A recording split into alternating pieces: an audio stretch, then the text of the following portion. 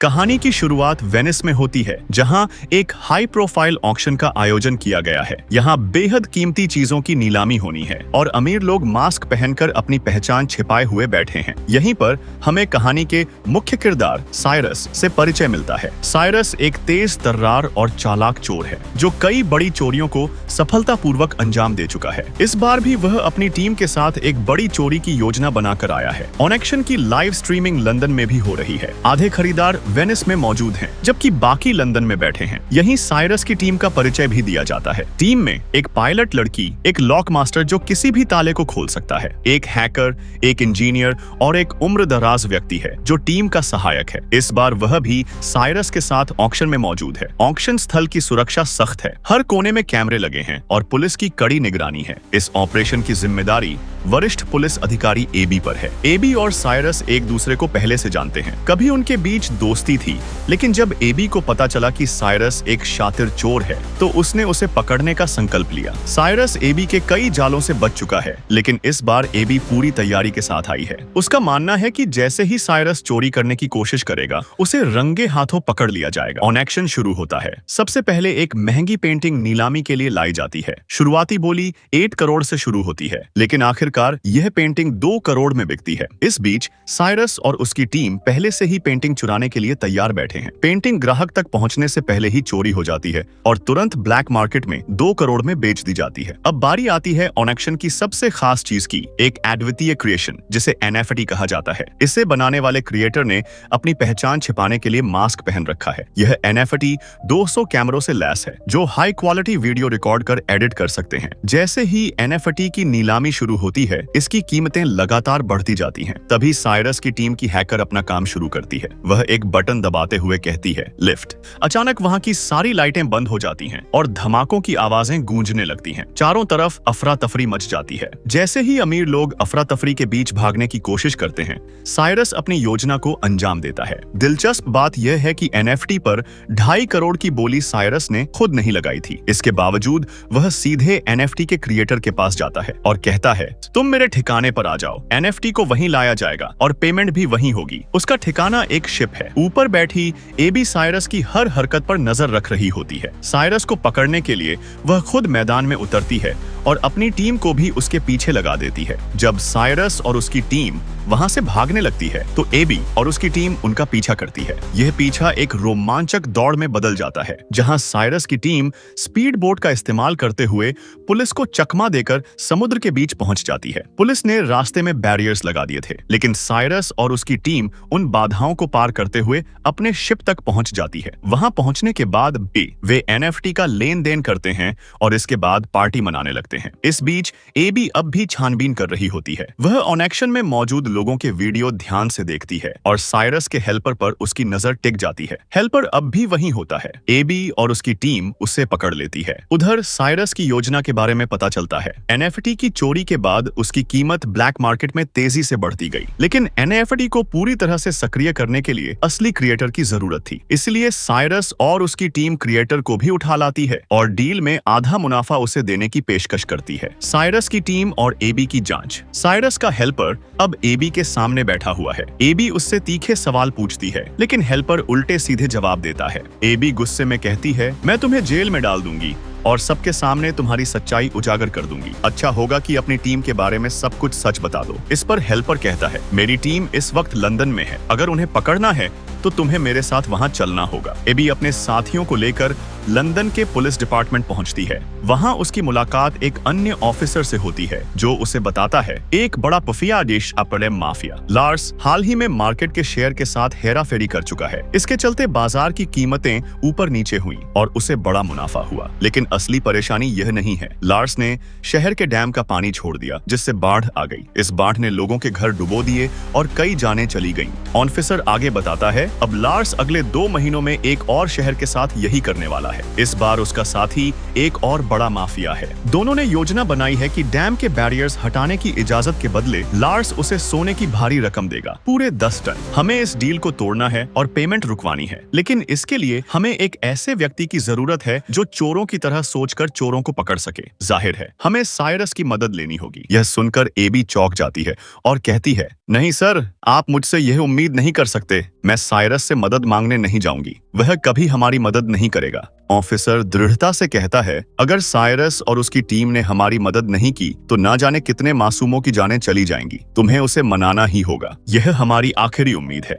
AB Cyrus के पास पहुंचकर सीधे मुद्दे पर आ जाती है। दोनों के बीच पुरानी बातों को लेकर बहस छिड़ जाती है। दोनों एक दूसरे पर धोखा देने का आरोप लगाते हैं, लेकिन आखिरकार बहस खत्म होती है और साइरस उससे पूछता है, तुम यहाँ क्यों आई हो?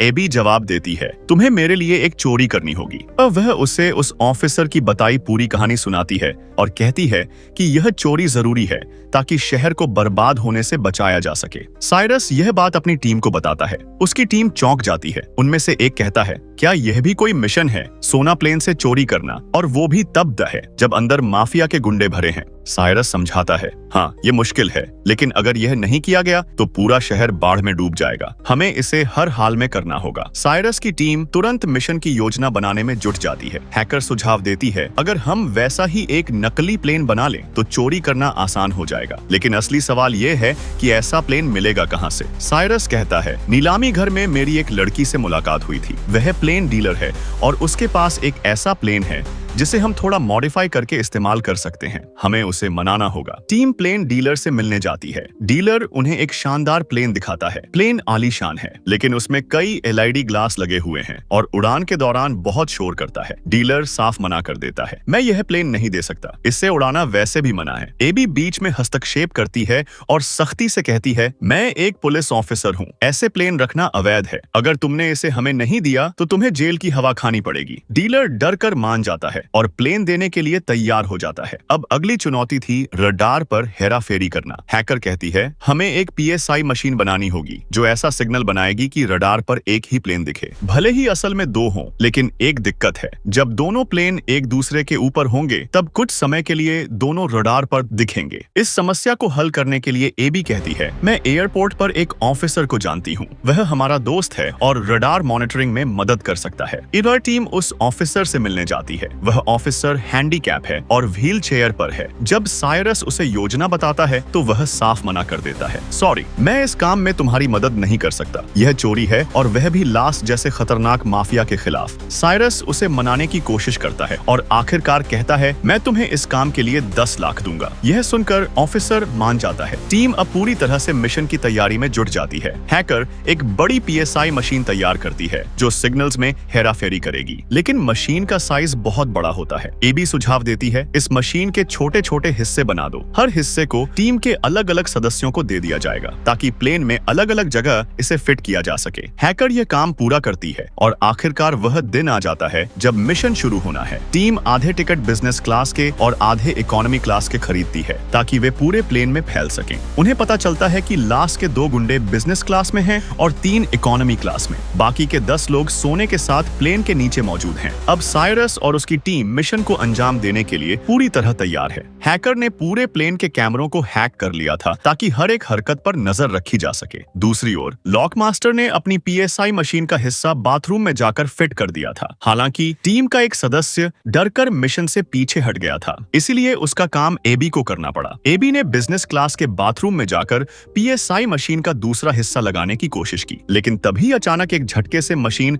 उसके हाथ से छूटकर गिर पड़ी। मशीन टूटकर कई टुकड़ों में बिखर गई। एबी घबरा गई क्योंकि उसे पता था कि मिशन के लिए यह मशीन लगाना बेहद जरूरी है। वह जल्दी जल्दी उन हिस्सों को जोड़ने की कोशिश करने लगी। उसी समय ब्याते गुंडे बाथरूम में आने की जिद करने लगे। अगर उन्होंने एबी को देख लिया तो उनका पूरा प्लान खत्म हो सकता था। तभी साइरस सही समय पर वहां पहुंच गया। उसने एबी की मदद की और दोनों ने मिलकर मशीन को फिर से जोड़ दिया और सही जगह फिट कर दिया। इधर पायलट अपने प्लेन को बड़ी चतुराई से उस बड़े प्लेन के नीचे ले आई और पीएसआई मशीन के सक्रिय होने का इंतजार करने लगी। जैसे ही मशीन एक्टिव हुई, रडार पर दोनों प्लेन एक ही सिग्नल देने लगे। एयरपोर्ट के हेडक्वार्टर में यह देखकर एक महिला ऑफिसर चिंतित हो गई और अपने वरिष्ठ अधिकारी को बताने लगी। लेकिन वहीं मौजूद एबी का दोस्त जो इस योजना में शामिल था उसे समझाने लगा, यह मामूली खामी है, 2-3 मिनट में सब ठीक हो जाएगा। उसने महिला को बातचीत में उलझा लिया, जिससे टीम को अतिरिक्त समय मिल गया। उधर लॉक मास्टर ने प्लेन के निचले हिस्से में जाकर सोने की तिजोरी पर अपनी हाईटेक मशीन लगाई